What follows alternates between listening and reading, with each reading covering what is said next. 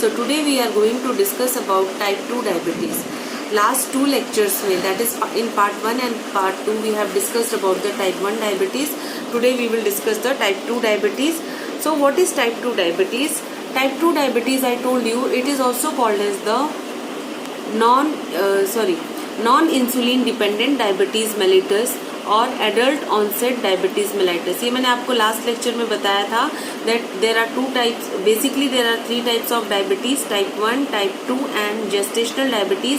Type 1 diabetes is insulin dependent diabetes, which we have discussed in detail. Now today we are going to discuss type 2 diabetes, which is also called as adult onset diabetes mellitus or non-insulin dependent diabetes mellitus. Okay.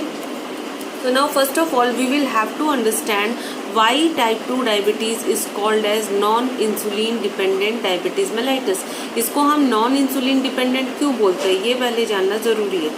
Okay, see what happens, type 2 diabetes में क्या होता है, actually it occurs after the age of 40, but nowadays due to the lifestyle, due to improper eating habits, okay, eating lots of junk food, इसकी वजह से क्या हो गया, आजकल लोगों को 30 के बाद ही डायबिटीज़ हो जाता है. ओके, नाउ जस्ट इमेजिन कि 30 ईयर्स तक दैट पर्सन वॉज नॉर्मल, उसको कोई डायबिटीज़ नहीं था, फिर अचानक से उसकी बॉडी में ऐसा क्या हुआ that the person is now showing this is very important question. Okay, see what happens as we grow obese. जैसे कोई भी पर्सन obese होता है, मोटा होने लगता है, ठीक है, obese होने लगता है, फैट कंटेंट इंक्रीज होने लगता है उसके ब्लड में, then what happens due to increase in the fat content in the body, the sensitivity of insulin receptor decreases. Now I'll explain you. यहाँ पे मैंने एक डायग्राम बनाया हुआ है, ये मैंने आपको लास्ट लेक्चर में भी बताया था. This is the cell, this is your insulin receptor. Okay, whenever there will be increase in the blood glucose level, जब भी हमारा ब्लड ग्लूकोज लेवल इंक्रीज होगा, इंसुलिन कहाँ से रिलीज होगा, it will be secreted from the beta cells of islet of Langerhans of pancreas. This insulin will go, it will bind with the insulin receptor, it will open a space in this cell membrane. As a result, the glucose will be taken up by the cell. This is the procedure by which the glucose enters the cell. अगर insulin, so there are two conditions, या तो insulin नहीं है आपकी body में तो भी ये प्रोसेस नहीं होगा, और else the second thing is if due to some reason the sensitivity of this insulin receptor decreases. Okay, sensitivity of insulin receptor decreases means what? Insulin is present in your body, insulin आपकी body में present है, but this receptor is not recognizing this insulin, or the insulin receptor has failed to recognize the insulin. Are you getting? आपके body में insulin भी present है, insulin receptor भी present है, glucose भी प्रेजेंट है, बट ये जो रिसेप्टर है वो आपके इंसुलिन को पहचान नहीं रहा है. ओके, सो ऐसा कब होता है, when a person becomes obese.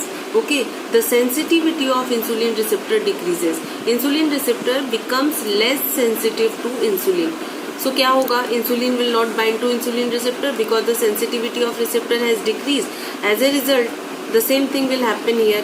अगर insulin receptor से bind नहीं होगा, the glucose will not be taken by the cell, and as a result there will be increase in the blood glucose level, causing type 2 diabetes. Okay, I think you have understood the pathogenesis of the type 2 diabetes. क्यों होता है? Due to decrease in the sensitivity of insulin receptor. Okay, now if you will see the entire diabetes, इसमें से जो आपका type 2 diabetes होता है, it is responsible for 80% of cases. 80% जो लोगों को डायबिटीज होता है, that is the type 2 diabetes. Okay, I think you have understood the pathogenesis of type 2 diabetes. Now what will happen? Suppose करो आपका insulin receptor, it is not recognizing the insulin, so insulin will not bind with the receptor, glucose will not be utilized by the cell. Now आपको ये point याद रखना ज़रूरी है that हमारी body के जो सेल्स होते हैं, चाहे वो कोई भी सेल हो, it will utilize glucose as a form of energy. But अभी तो ग्लूकोज सेल के अंदर जा ही नहीं रहा है. Due two diabetes what is happening, the glucose is present in the blood but glucose is not able to enter the cell. It means the cell is not getting glucose. तो अगर cell को glucose नहीं मिलेगा तो वो अपना function perform नहीं कर पाएगा। So now what will happen, are you getting?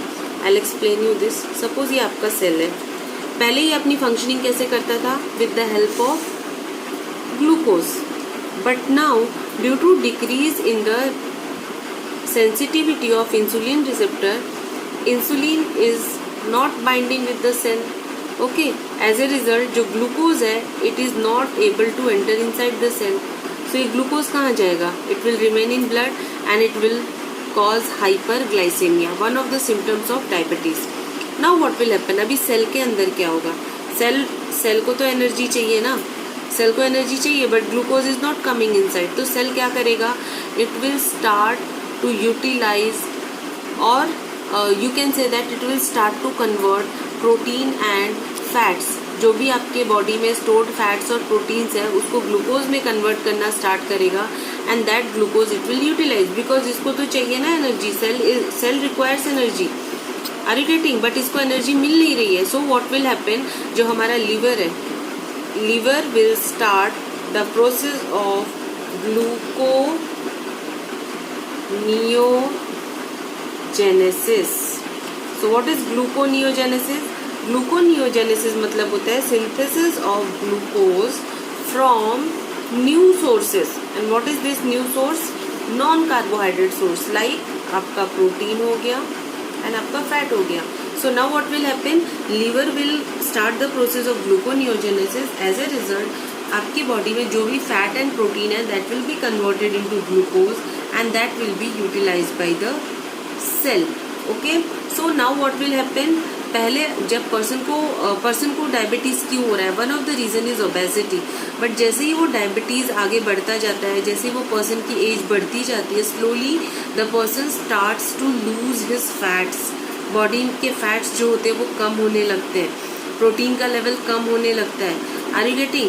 So this is the complication of diabetes which we will study later. So I think you have understood the pathogenesis. Okay, I'll repeat in short. There is insulin receptor, there is glucose, but due to obesity the sensitivity of insulin receptor to bind with insulin decreases. As a result, the insulin will not bind with receptor and the glucose will not enter inside the cell. So now what the liver will start? Liver will start the process of gluconeogenesis, and as a result whatever the stored fats and proteins are there, they will be broken down to form the glucose. Okay, so this is the pathogenesis of type 2 diabetes mellitus. Now we will see the etiology. Okay, so जैसे हमने type 1 diabetes में पढ़ा था, उसी तरह if you will see the type 2 diabetes, the first cause of the diabetes is the genetic factors. Okay, now see, जब हमने पढ़ा था type 1 diabetes, we have seen about the identical twins. Okay, but हम लोग already we have discuss that, we will not go into that. Now suppose करो if there are identical twins, okay, and one is having diabetes, दो identical twins है और उसमें से एक को डायबिटीज है, then there are 80% chances that the other twin will also have diabetes. हमने टाइप 1 में क्या पढ़ा था? ट्विंस में से अगर एक को डायबिटीज़ है देन दूसरे को 50% चांसेस है डायबिटीज़ होने के. बट टाइप 2 डायबिटीज़ में क्या होता है? अगर ट्विंस में से एक को डायबिटीज़ है देन दूसरे ट्विन को 80% चांसेस होते हैं डायबिटीज़ होने के. Okay, so this is the first etiology. Second is the first, so what you will write in first etiology? Genetic factors. Second cause is constitutional factor, that is the environmental factors and other diseases like hypertension. If a person is suffering from hypertension, he can later suffer from diabetes. Or if a person is obese, then obesity is the major cause of the type 2 diabetes. Okay, now after that, lack of physical activity. Okay, if there is lack of physical activity, then next etiology is, or next cause you can say, insulin resistance, जो मैंने अभी आपको explain किया. This is called as insulin resistance. Okay, this only you will have to explain. After that see, ये तो हमारे causes हो गए जो अभी तक हमने डिस्कस किए. बट कभी कभी ऐसा हो सकता है कि ड्यू टू सम इंजुरी और due to some other factors, after a particular age, if a person is losing his beta cells, or if there is decreased production of insulin due to loss of beta cell or damage to beta cell, then also there will be decrease in the secretion of insulin. यहाँ पे हम क्या पढ़ रहे थे, जो अभी तक हमने पढ़ा कि इंसुलिन इज देयर, बट कभी कभी क्या होता है, there is damage to the pancreatic cell and due to that damage beta cell आपके डिस्ट्रॉय हो जाएंगे, और बीटा सेल डिस्ट्रॉय होने की वजह से there will be decrease in the level of insulin. So ये भी एक का आपका कॉज हो सकता है for the type 2 diabetes mellitus, that is decrease in the release of insulin due to damage to the beta cell or due to some other factors. Apart from that, increased hepatic glucose synthesis. Okay, I have told you that insulin has a role to suppress gluconeogenesis in the liver, but type 2 diabetes mellitus liver become see, in type 2 diabetes mellitus what happens, the liver become resistant to insulin. Okay, now see this point I would like to explain what is the etiology, increased hepatic glucose synthesis. देखो what I told you कि अगर body में glucose is not utilized by the cell, then the liver goes for gluconeogenesis. This process do not take place in normal condition. Now suppose करो you are normal, you are not suffering from diabetes, then आपकी body में gluconeogenesis होने के chances कम है। क्यों है आपकी body में ग्लूकोनियोजेनेसिस होने के चांसेस कम? बिकॉज इंसुलिन जो है, इंसुलिन का एक फंक्शन क्या है, insulin suppress the liver, it do not allow the process of gluconeogenesis by the liver. But अगर आपको डायबिटीज हो गया and due to some reason what will happen, the liver जो होता है ना, it becomes resistant to insulin. तो आपको जब डायबिटीज होगा तो उसकी वजह से आपका लीवर इंसुलिन के लिए रेजिस्टेंट हो जाएगा and as a result the process of gluconeogenesis will start, जो कि नॉर्मल कंडीशन में नहीं होता है। I repeat it, if you are a normal person, you are not suffering from diabetes, then what will happen, your liver will not perform the process of gluconeogenesis. Okay, but once you become diabetic, then आपका जो liver होता है ना वो insulin को response नहीं देता है and as a result what will happen, the process of gluconeogenesis will start. Are you getting? So what will happen, see what I am telling to try to correlate the things.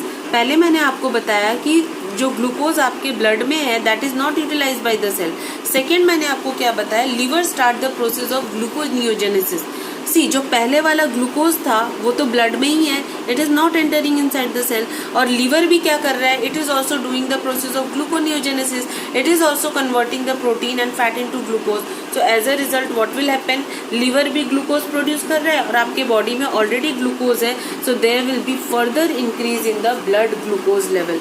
So this you have to understand it. Okay, now this is the topic called as the etiology and the pathogenesis. So in etiology, what points you have to write? You have to first write the genetic factors are responsible.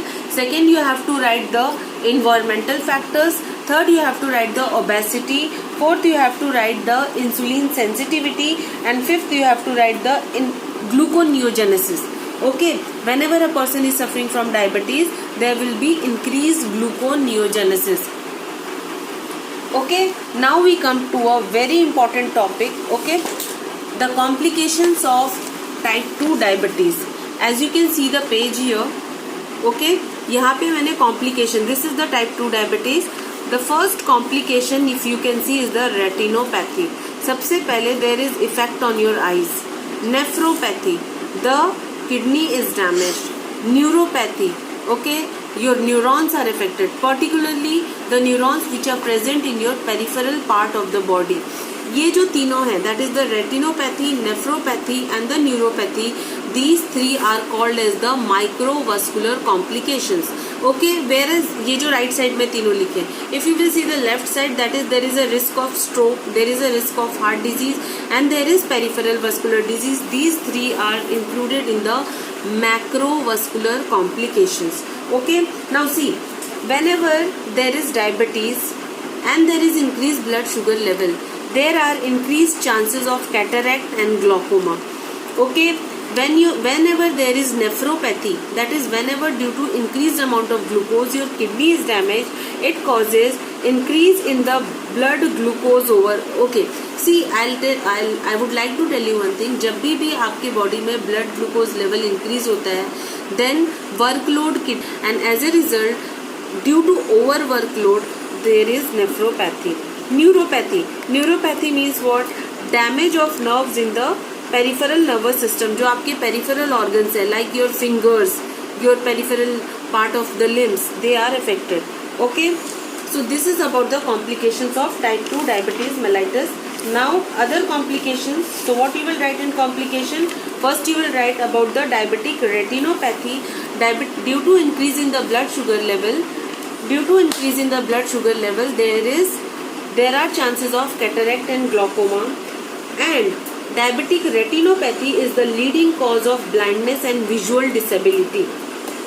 Diabetes mellitus is associated with damage to small blood vessels in the retina.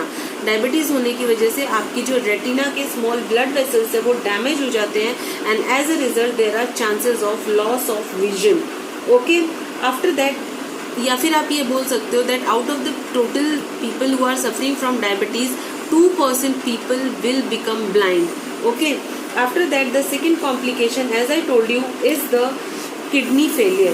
Diabetes is among the leading causes of kidney failure, that you have to remember, because of the excess amount of glucose there is changes in the glomerulus. Okay, there is increase in the workload of kidney, and as a result what will happen, there are chances of kidney failure. Third complication is heart diseases. Okay, if you will see the diabetic people, 50% of the diabetic people they suffer from heart disease and they may die because of the heart disease. ऐसा ज़रूरी नहीं है कि जिनको diabetes है उनको heart disease होगा ही, but yes if those people are suffering from hypertension, diabetes, doing smoking, taking alcohol, then all these things increases the risk of death. Okay, after that diabetic neuropathy. Okay, I have told you that neuropathy means damage to the peripheral nerves. Okay, now what happens, it has been seen that जितने भी लोगों को diabetes होता है उनमें से 50% of the people suffer from neuropathy. And very important thing, diabetic foot disease. Diabetic foot disease किनको होता है? Who are suffering from diabetes for a longer period of time, जिनको बहुत टाइम से डायबिटीज़ है. Then what will happen, due to increase in the blood glucose level there will be nerve damage. उनकी जो peripheral blood vessels है वो damage हो जाएंगे, जिसकी and nerves will also be damage. As a result what will happen, आपने already सुना होगा जिन लोग को डायबिटीज़ होता है उनमें वुंड हीलिंग बहुत स्लो होती है. क्यों होती है? बिकॉज ऑफ न्यूरोपैथी उनके जो पेरिफेरल नर्व्स होते हैं वो डैमेज हो जाते हैं, and as a result the message, अगर कोई चोट भी लग गई पेरिफेरल ऑर्गन में, पेरिफेरल फिंगर्स में, the message will not be sent to the brain and the process of healing will be delayed, and therefore it will cause further damage to that particular, or damage इतना भी हो सकता है that the amputation may be required. Okay, after that diabetes may be, okay, जो diabetic लोग होते हैं they are more susceptible to skin problems, okay, hearing problems, it has been seen, and Alzheimer's disease. So this is about the what you will say, this is about the complications of diabetes. Now the last part is diagnosis and treatment. If you will see the diagnosis part, आप सबको पता है fasting blood sugar level. Okay, आप 10 घंटे तक patient को fasting कराओ और उसके बाद उसका ब्लड शुगर मेजर करो. Okay, then you see the urine test, you go for blood urine test. वहाँ से भी आपको पता चल जाएगा whether the person is suffering from diabetes or not. FBS fasting blood sugar. Second होता है PPBS post prandial blood sugar. Post prandial blood sugar का क्या मतलब होता है? आपने देखा होगा कि सबसे पहले पेशेंट जो होता है वो रात को फास्टिंग करेगा 10 आवर्स तक की, एंड मॉर्निंग में without eating anything he will go for fasting blood sugar and for urine test. फिर उसके बाद जैसे ही ब्लड दे देगा वो टेस्ट के लिए, after that the person will eat something. After eating something, after 2 hours again उसका ब्लड टेस्ट किया जाता है to see the level of glucose in the blood. So that is called as the post prandial blood sugar level. Prandial मतलब after food, after eating. Okay, और वो कब करते हैं? खाने के 2 घंटे के बाद. Are you getting? पहले पेशेंट रात को 10 घंटे की फास्टिंग करेगा मिनिमम. 10 घंटे की फास्टिंग के बाद you will take the blood sample and the urine sample. After that the person will eat something, then he will go for post prandial blood sugar. Okay, इसके अलावा one of the very important test पहला test मैंने आपको क्या बोला, I have told you the first diagnostic test is your FBS, fasting blood sugar level. Up to 110 is considered as normal. Second, I have told you about the postprandial blood sugar level, and third is the HbA1c. Okay, glycated blood sugar level हम इसको बोल सकते हैं. Okay, now see FBS, PPBS तो हम सब में करते हैं, बट जो ये HbA1c है, it indicates the control of diabetes. इसका क्या मतलब है, HbA1c टेस्ट हमें किस में करना चाहिए, in those people who are already suffering from diabetes. Okay, it gives a measure of control. 2 से 3 महीने में आपके ब्लड शुगर का क्या लेवल रहा है, व्हाट वाज द कंट्रोल, वो आपको किससे पता चलता है, HbA1c से. Okay, so this HbA1c test, that is the glycated haemoglobin blood glucose level test, it is done in diabetic people and it gives a clear picture of the control level of the person who is having diabetes. Are you getting? So जो जिनको diabetic है उनको हर 3-4 महीने के बाद ये वाला test करना चाहिए, HbA1c टेस्ट. नाउ अभी आप ये बोलोगे HbA1c क्या होता है, why we are calling it as glycated haemoglobin blood glucose level test. Okay, HB का मतलब होता है हीमोग्लोबिन. सी व्हाट हैपेंस, जब भी आपके ब्लड में फ्री शुगर ज़्यादा होता है, ग्लूकोज हो गया, ओके, लाइक फॉर एग्जांपल, तो ये जो ग्लूकोज है इसकी टेंडेंसी होती है to combine with the haemoglobin. It is called as the glycated haemoglobin. Okay, और ये this level you can identify from the HbA1c test. It indicates the control. Okay, so these are the diagnostic methods, and now at last treatment. This is the last part.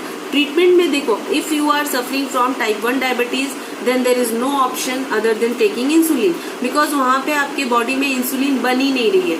Okay, or there is very less amount of insulin which is not able to utilize the glucose which you are having in your body.